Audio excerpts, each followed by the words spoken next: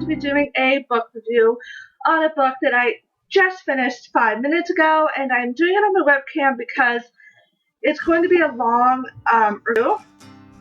Prisoner of Night and Fog by Blankman.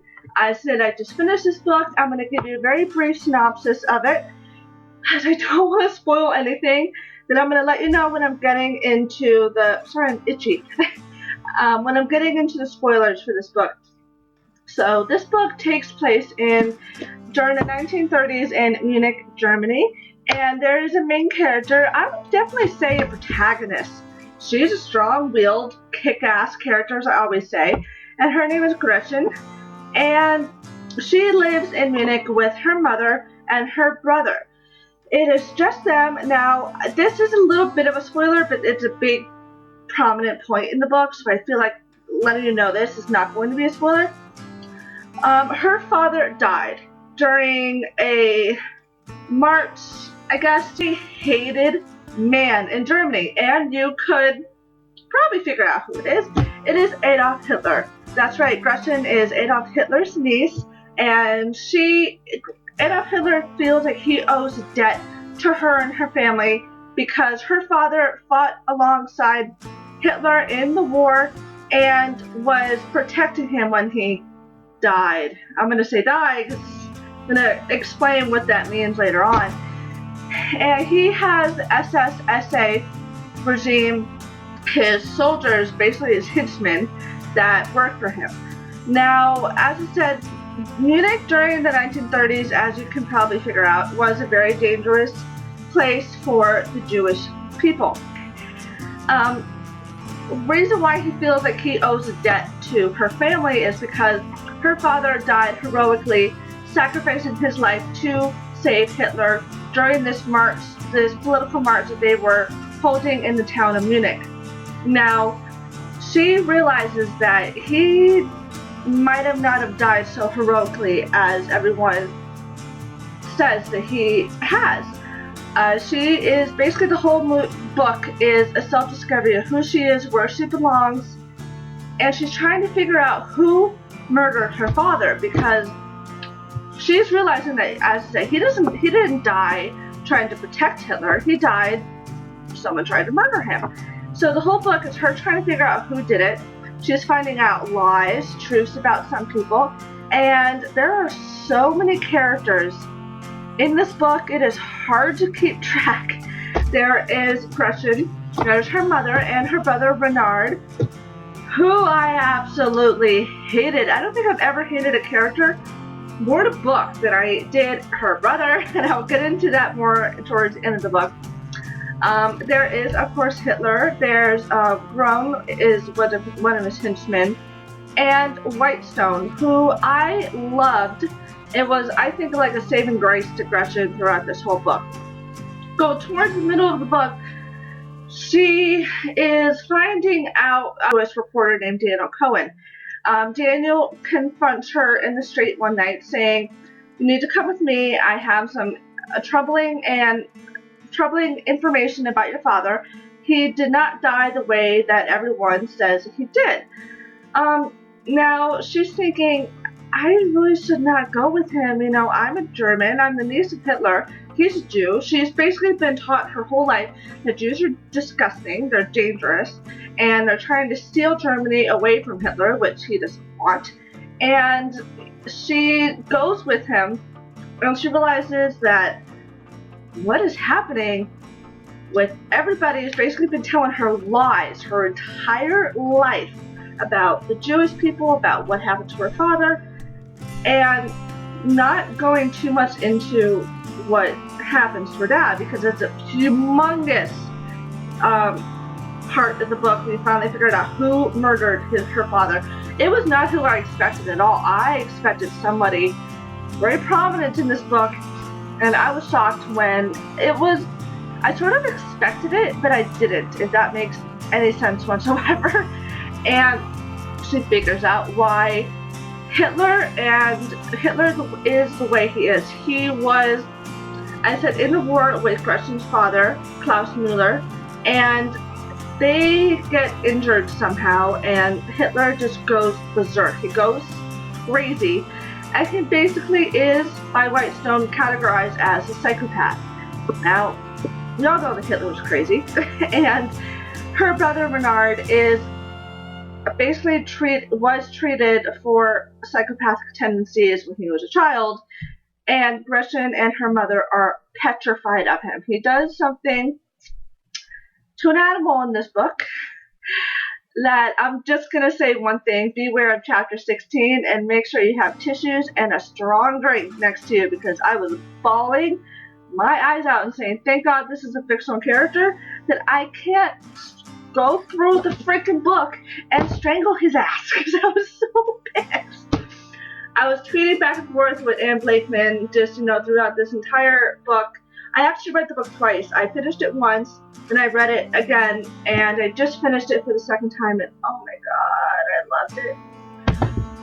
I would definitely say if you have a weak stomach to grotesque and gruesome killings and stuff like that, I would not read this book, because it does take place during the Holocaust, and killings do happen. It really, if you've ever seen the movie The Pianist before with Adrian Brody, this book really brought back memories of the innocent killings that happened with Germans and Jews in this book. It was so sad.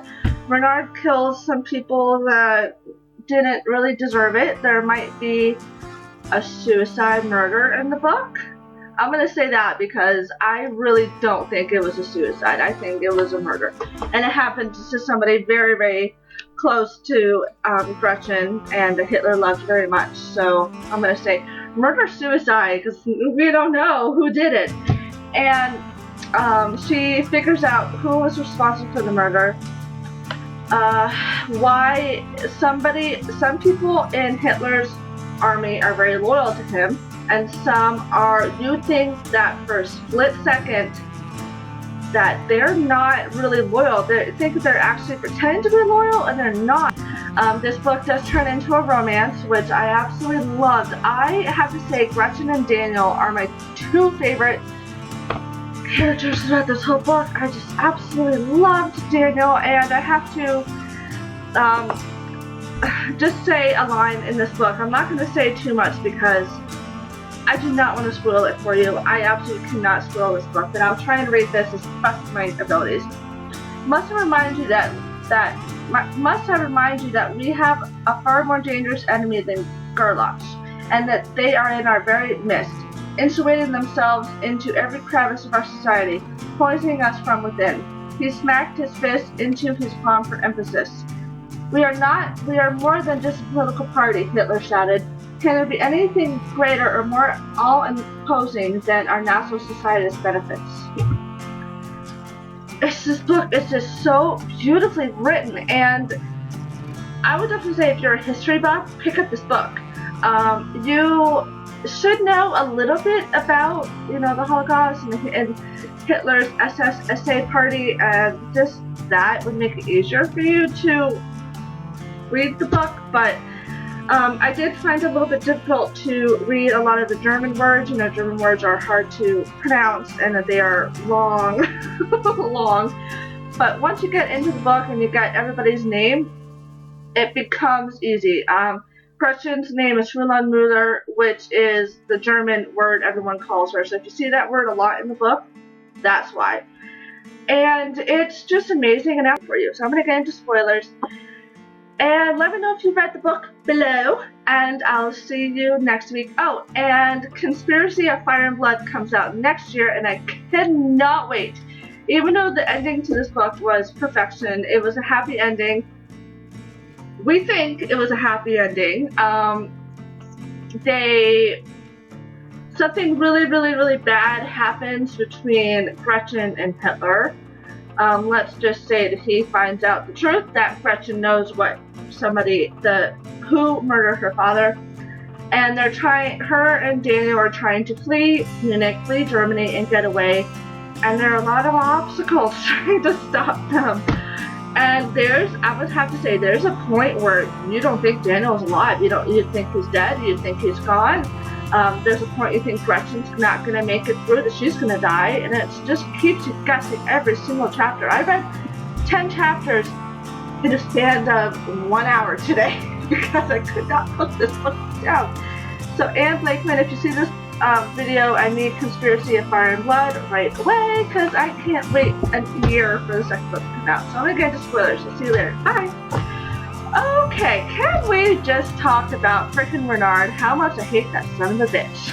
He is basically a psychopath. He is a psycho. And he just proved it on and on in this whole frickin' book. When find out that he is basically a bloodthirsty killer. He's bloodthirsty for, you know, to hurt people, to kill them. And what he did to strike Pearl, to Gretchen's cat, I, as I said, wanted to go through the book and scrap and strangle the life out of him like he did the cat. And oh my god, when Gretchen had to go to the tree and bury him, and I was crying. And Anne Blankman, we were going back tweeting because everybody was saying, be careful when you read this part, it's depressing as hell. And they were right. I was tweeting Anne Blankman, and she said when she wrote that part that her cat brushed against her and she just lost it, and my cat snuggled with me, and I was like, oh my god. It wasn't the first time that, you know, Renard had killed an animal, and basically found out that him and Hitler are very similar because they've done the exact same thing. And this is the part that tugged at my heartstrings the most. After she buries straight Pearl, she goes to Gale, she goes to everybody that she knows, she goes to Hitler, basically asking for help, you know, saying, Renard beat me to a pulp, I'm almost bloody and bruised, I need a place to stay, you need to get him away from my mother and from me, I need to leave. Nobody would help her, but the only person that would help her was Daniel, and this part's probably going to make me cry. She was told her entire life, you see, to never to trust Jews, that they're disgusting parasites and they're wrong, and the only person that would help her was Daniel, was a Jew. And she after she went to Hitler, he basically kicked her to the curb and said, no, I'm not going to help you, Renard is a good soldier, and she went to Daniel, and oh my god, that part was just tugging at my heartstrings.